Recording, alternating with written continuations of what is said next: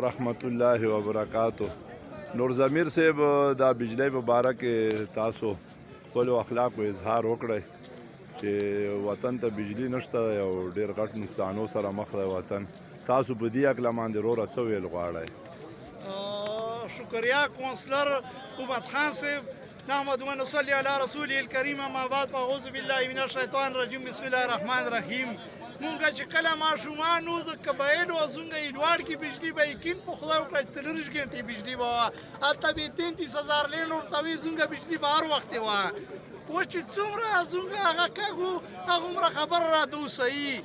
بیا یې څه 12 ګنټې کړه 10 ګنټې. اوس یې خبره کخله راوصلې چې ویمه میاشت ایډوار کې او خیبر کې او په ټولو قبایلو کې بجلی نشته.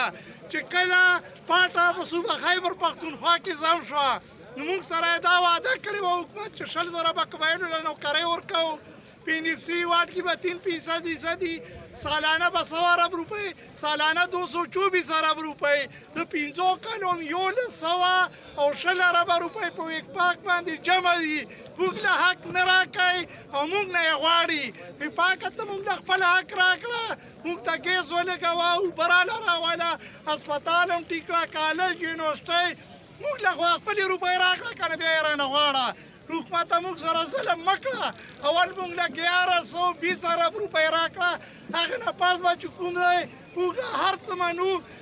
موږ د پاکستان عیسی یو، موږ پاکستانیان یو.